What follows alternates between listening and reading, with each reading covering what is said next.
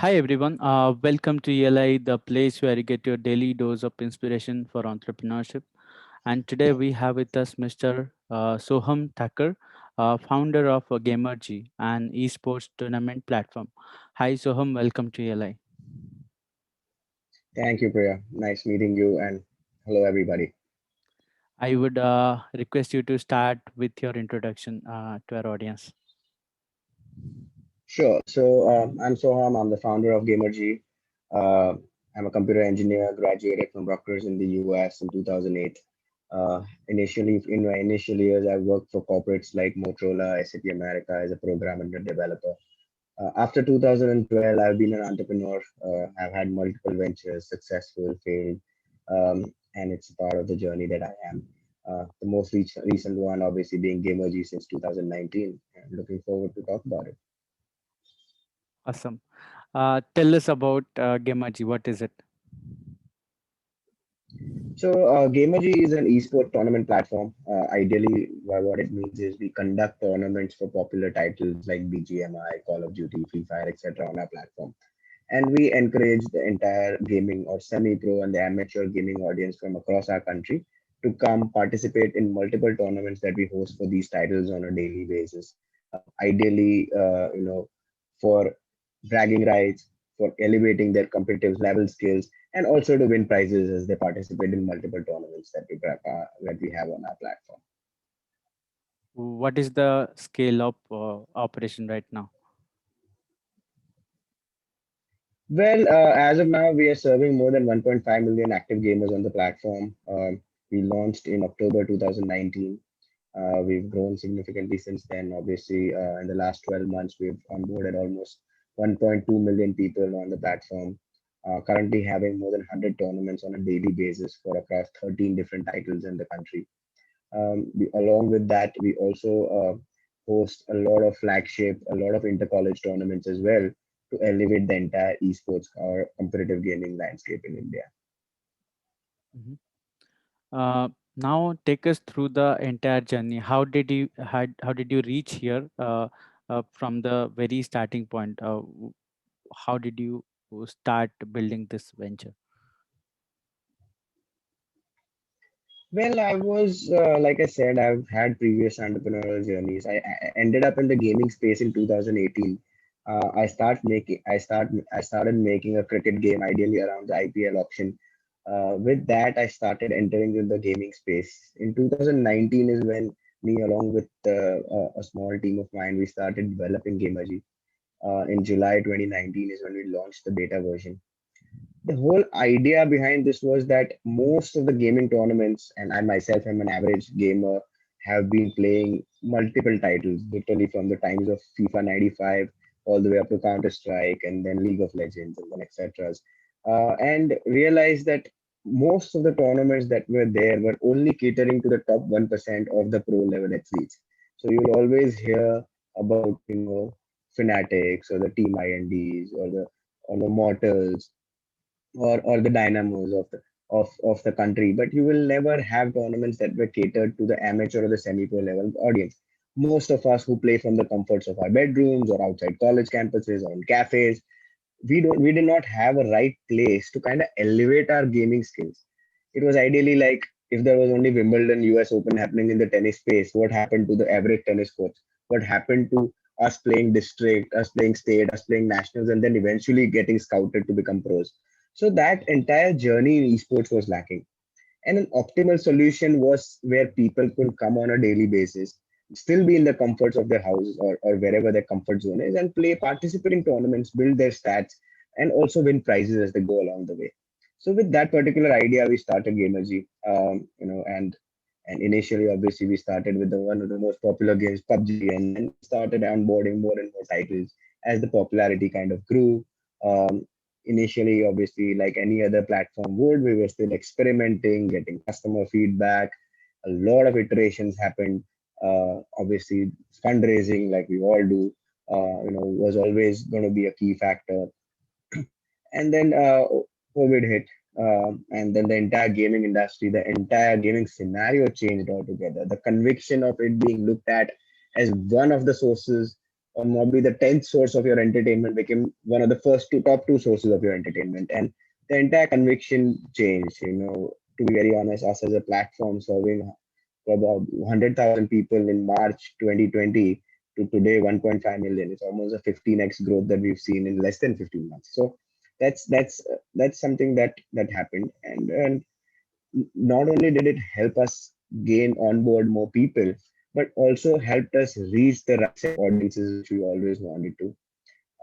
We were fortunate enough to also raise our seed capital from Unicorn India and Lead Angels. It will happen towards the later part of last year in November. Yes, it's been an enterprising journey. We're still in a very early stage. There's a long way forward, but it's something that has definitely given us a start. I'm sure it is. It must have been very tough to go from 100K users to 1.5 million users. But reaching the 100K users is even difficult. I assume. Can you give us a context on how did you onboard your first set of customers and then the 100K users? Well, to be very honest, the first step towards onboarding any users is to make sure that you understand the users, right? I mean, what we do is we build platform based on our own mindset. To be very honest, कि ये तो चलने ही वाला है. This is what the need is. But a lot of times, us as entrepreneurs fall our face down on it. So the first aspect that we started doing, we started talking to a lot of customers, literally picking up the phone, talking to gamers who had just started playing on the platform. Yes, the initial aspect, digital marketing, tying up with influencers, promoting our platform through different YouTube channels and etc. Were some parts of us gaining that initial 100,000 users. But the learning that we got from those 100,000 made us reach that 1.5 million mark. What should be the right targeted way to reach them? Yes, organically, any platform needs to go organically, but even to for it to grow organically, there are so many features, there are so many aspects in your operations that need to be handled in a certain manner. So that with that being said, we started entering into the customer acquisition mode. And with that, it was a journey which I'll remember forever. Till date, I still talk to my customers, at least about 20-25 customers on a day, on a weekly basis. So should be a never-ending cycle. Okay. You spoke about the learnings you got from the users. Can you tell us some of those learnings so that we can learn, probably apply to our ventures? Absolutely. See, if you have a tech venture or if you have a process where users are going to be using a platform, if you're not into B2B, but if you're into a B2C kind of a business, the most important thing is the first impression. It should be easy to use. It should be made a place where there is a sense of belonging for the user. It should be somewhere where they can come, they can find exactly what they are looking for. Literally, don't try and complicate things. Don't try and add so many things that a user gets confused. Fortunately, at least we are catering to the gaming audience, which is used to a lot of buttons on one single screen. Even otherwise, the simpler the process. Talking about us, how should a tournament joining be? Come on the platform, select a game, select the tournament that you want to participate in, and literally one big button that says join, end of the story. So don't try and complicate things. Make the user journey as smooth as possible. Uh, you know, yes, keep hearing feedbacks. There are a lot of times where entrepreneurs, us entrepreneurs, I'll include myself in it, where we think that what I know is the best, and no one knows better than me. That is a false statement. Get out of it. Take feedbacks, learn from it. If there's a concurrent feedback that you're getting from your customer, that means that your platform's UI or a user flow, or even literally your timings of certain activities need to change. So that's something that I would definitely recommend. You also spoke about some organic ways to grow your user base. Can you share with us some of those findings or experiments that you did? Well, the most organic way to grow is word of mouth. If you are providing something that is good, if you are providing that something which engages a user, if you are providing something where there is a gap for it, then organic growth has to come. But organic growth will come if you keep pushing, especially reference, word of mouth. give rewards to your referral users. So make sure that you run referral programs. Make sure that you have certain social media following. Especially in our case, it's very very important. Content plays a big role. To build a brand and to build someone relate to that brand, content plays a big role. And then organically, the last but not the least is SEOs and the content part of it. There is search engine optimization. There is articles that are written around it. Some PR push, and all of that kind of helps you build organic marketing as well. Okay, fair enough. Um, so when you were building the product or a platform, can you tell us the journey of that platform from building a minimum viable product to a market fit product? Well, see, to be very honest, since we're building it ourselves, with a very, very negligible budget in our pocket, it had to be a minimum viable product. The servers were not the best. The code that was written was obviously not something which would allow us to scale beyond a certain number. It was something which was a trial. It is always something which is a trial. Our UI was very different. We, but we were sure about one thing, that if we are getting into one line of business, let's just focus on giving at the best. Don't try and overserve. We did not have money to build, or neither did we have the resources to overserve. But you know, don't try and overserve. Don't try and add all your ideas in the version one. There are always going to be improvisations that you have to do. uh, you know do always do a beta launch, whether it be a brick and mortar business, or whether it be a .com business or an e-com startup, whatever you are into. Do a beta run. Do a run where you engage a few thousand people, depending upon your business, and gather that market feedback. Make a minimum viable product such that it should be something which you can afford yourself, but it should also be something which you are ready to use yourself. If you are not the ideal customer for your product's not going to succeed. At least that's what I've learned the hard way. So yes, made a minimal viable product. Obviously, then as we started seeing more and more traction, we started upgrading the technology, upgrading the servers. After funding, obviously, we upgraded the entire source code. We are launching an entire new version of the platform, adding new features. But all of that happens. I know us as entrepreneurs, every day we'll have hundreds and hundreds of thoughts. ये भी कर लेता हूँ, वो भी कर लेता हूँ, ये भी डाल देता हूँ, वो भी डाल देता हूँ. Take one step at a time. That's the path to success. Okay. Since you are having such a huge user base in your platform, I'm sure you would be coming across very interesting statistics as a product company. Can you share with us some of those interesting numbers that probably we may be surprised to know? Well, most of the statistics revolve around user base, your active user base, how many people come on the platform on a daily basis. Currently, we have close to about 100,000 daily active users. Obviously, that number needs to keep growing. But more than anything, what is the most important criteria is the number of repeated users. Currently, we have 76% repeated user base. That is something which needs to be your mantra. If you have a funnel which is wider in the bottom and slimmer in the top, it's a failed venture. So you have to make sure that you retain as many users as possible. We are retaining close to about 76% of them.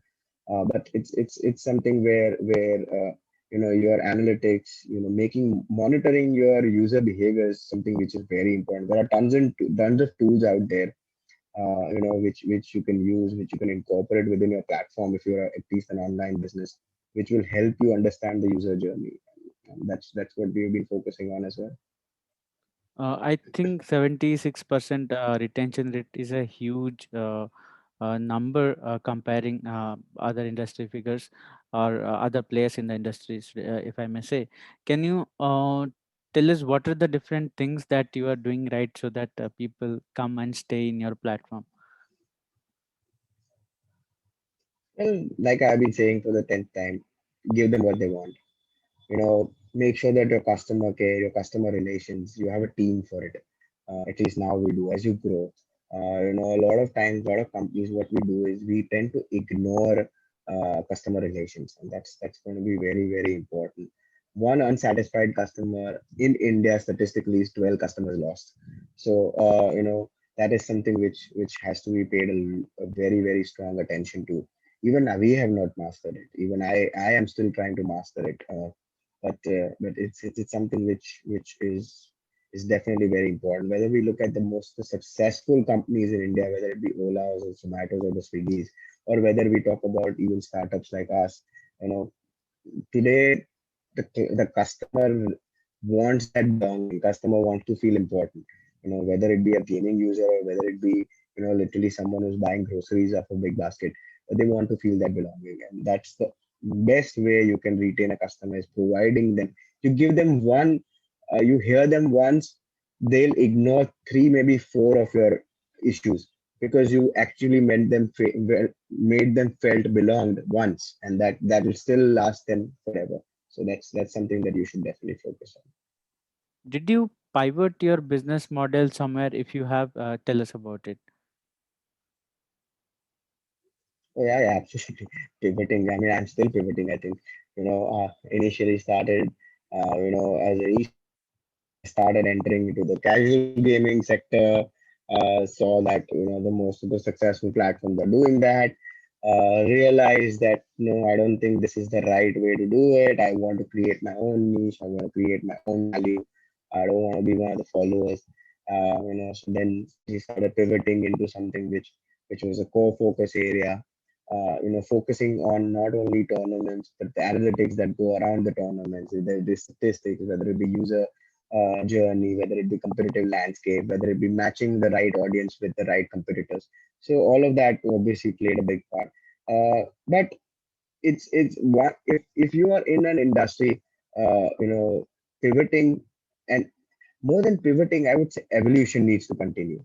I mean, we have the best of the examples, in the world where companies which have not evolved have died, whether it be Nokia or BlackBerry, literally, or many other brands which were super popular once upon a time, which are not. But I think evolution needs to continue, and that shouldn't be a never-ending process.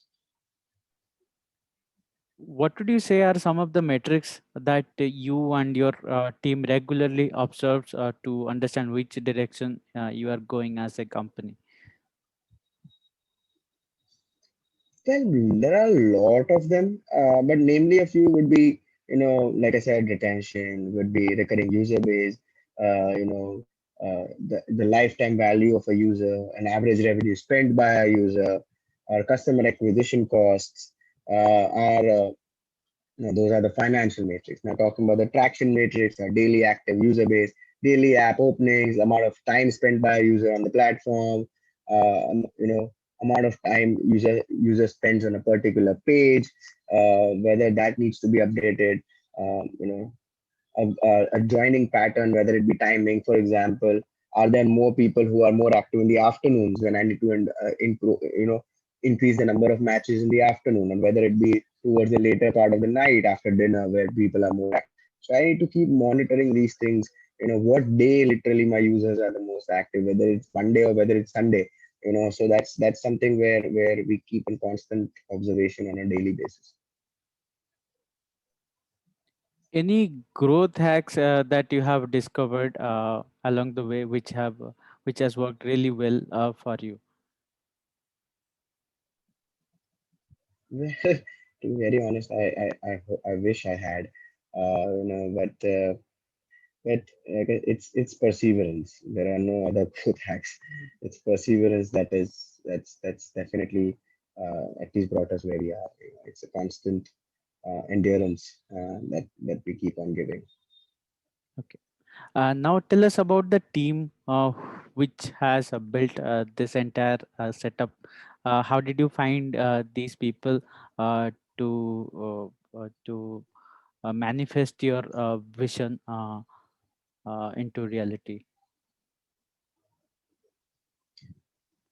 Well, to be very honest, my CTO, who I found him on my previous ventures, he owned and operated his own tech firm. Unfortunately, his firm had some personal issues that which did not have him see the light of the day. But as a tech guy, he was phenomenal, and he was my first person that I that I had with me. Me along with him, we started building the initial version of the platform.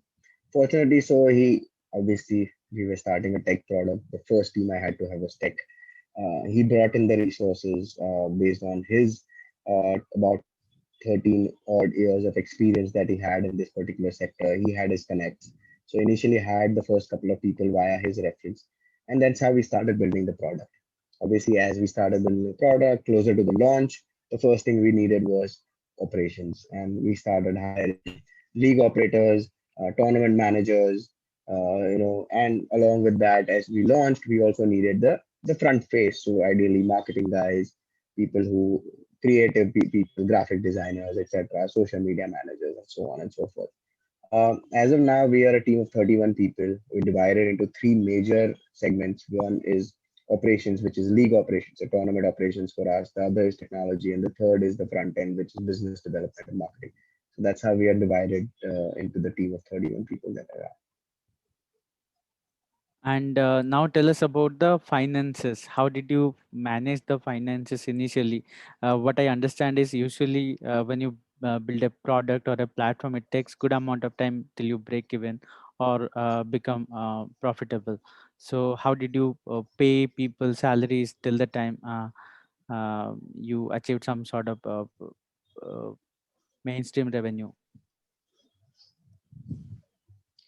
Well, we were fortunate enough. So initially, obviously, me and Valay, who the CTO I mentioned, we started building the product. And when we were almost, halfway, more than halfway into the product building phase, we were able to raise a small friends and family capital. So we had some friends and family kind of a support, or more like angel investor kind of a support from the local market in Ahmedabad itself, kind of helped us to at least get the platform rolling and till about the first couple of 100K users we had the runway.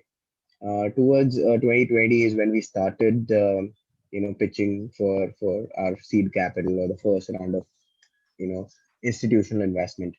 uh, Again, it was a process. I literally started pitching in towards the end of February 2020. By the time the final check was in the account was November. So literally, I mean, not that every time it takes this long, but COVID had its own part to play in it. A lot of physical due diligence was not possible.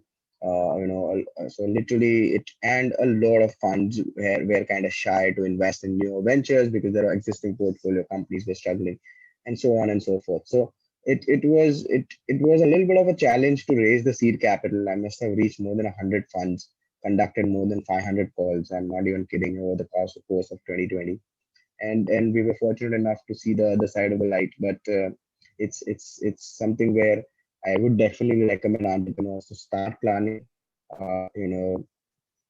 Getting funding is not easy. It's not our birthright. Just because you started a venture does not mean you're always going to get funded. But it's something where I would definitely recommend. If you believe in yourself, you'll have other people believe in yourself too. So more than happy to help in any startups which are raising funds. More than happy to share my experiences and connects as well. Tell us about different challenges that you have faced while building and growing this venture. Of course, you have shared some already. Well, like I said, there were multiple. Whether it be funds, whether it be finding the right resources, whether it be you know making the right calls, or whether it be improvisation on calls that have been made wrong. To be very honest, giving just narrating an example, we started out of a local server in Delhi, something which was cheap, something which we could pay out of our pockets. Come COVID, we see a significant organic boost. Everyone wanted to start gaming, everyone wanted to start participating, and our servers crashed. There was literally almost 5 days where the patch was down. That's when I realized that if I don't invest in scale, I am going to fall face down. I did not have the right resources. I did not have even money to get Amazon Web Services or Google Cloud. But so I started hunting for credits, and fortunately, so I found out how we can get Amazon credits, and that kind of helped me. We shifted the entire base to Amazon Cloud, and then Obviously, our platform became stable again, but many challenges. I mean, every day I encounter something or the other, where it requires me to make a very judgmental call. But it's the life of entrepreneur. That's what we chose. Okay. Now coming to the personal side of being an entrepreneur, can you tell us why you have chosen to be an entrepreneur? What drives you? Well, a lot of factors drive me. I mean, to be very honest, the hardest was to leave a cushiony dollar-paying job back in the US before I decided to move here. Uh, Not a lot of people know, but my family is still in the US. I moved here by myself alone. Had left India for about 12 years, so I really did not even have friends here. It was a leap of faith. I wanted to try something different with my life. I wanted to make a mark. Not that I was sick of the corporate life. I mean, corporate path is also excellent. There's nothing wrong with it.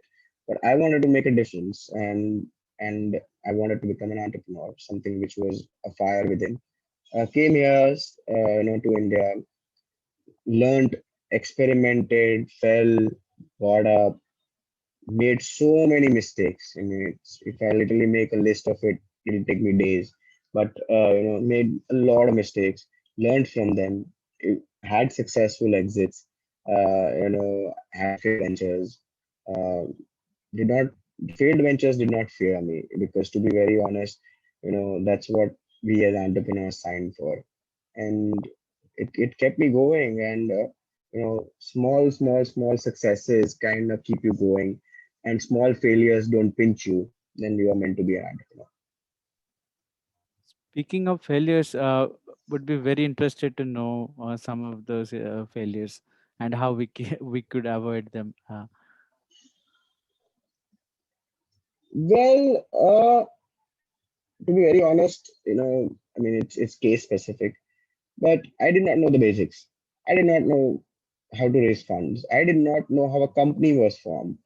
I did not know a small, simplest of things, which if probably you are into the entrepreneurial world, you should know. Like, I started a partnership firm where you cannot receive a funding. It has to be a private limited company, or no fund is even going to look at you. Some simplest of mistakes like this, or even how to make a pitch deck. Whether it should be text heavy. My first pitch deck, if I look at it right now, even I would throw it away. It was so text heavy. It was so much information. So what is an ideal pitch deck look like? Initially, I was extremely rigid to getting advisors or even listening to people who had constructive feedback. You know, Now I'm more than happy to listen to them, but I made mistakes. I did not even have a mentorship board or an advisory board in place. You know, Choosing a right co-founder was something which was very important. Uh, you know, a lot of times what happens is people just choose a co-founder just because they have known them forever. But do they complement the skills? Just because he's my childhood friend does not mean that he's my right co-founder, right? So a lot of these mistakes have been made.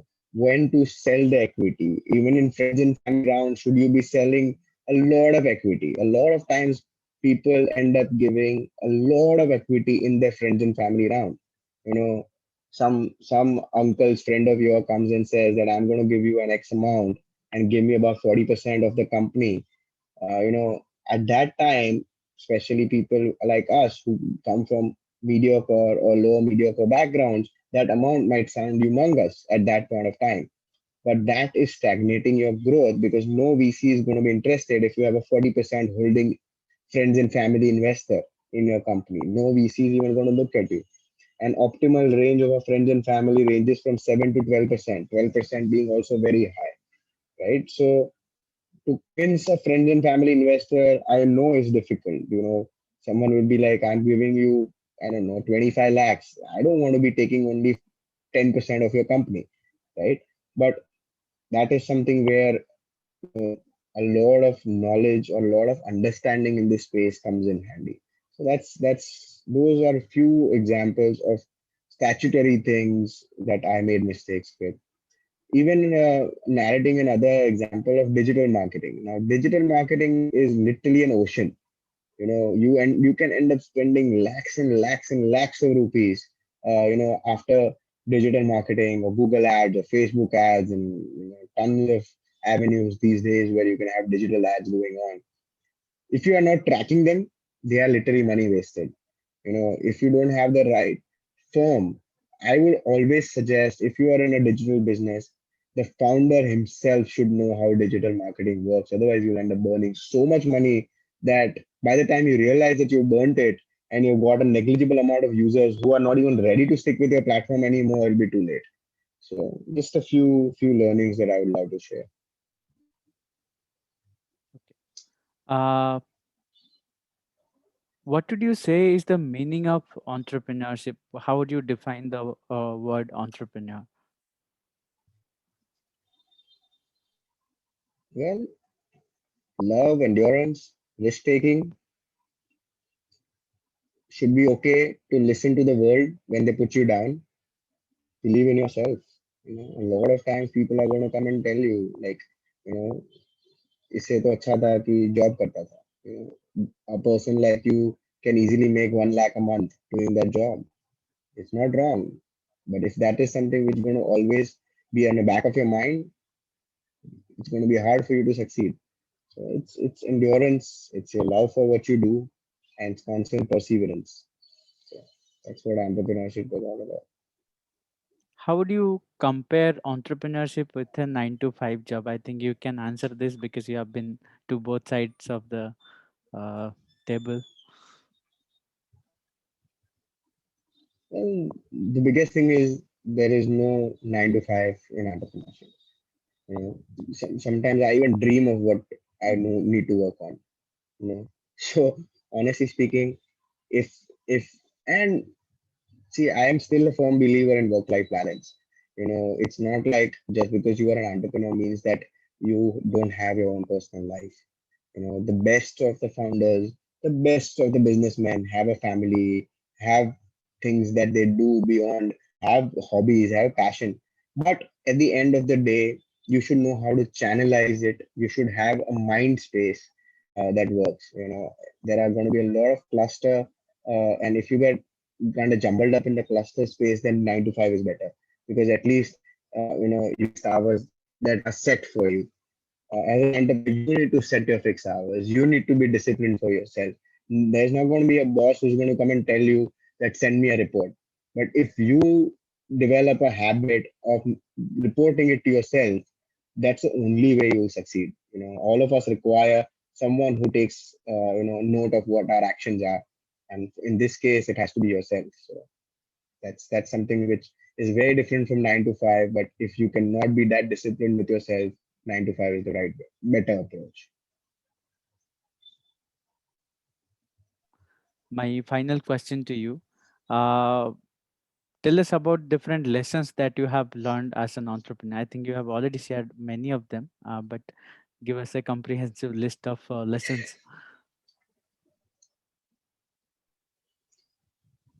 Entrepreneur is a solo journey. You know.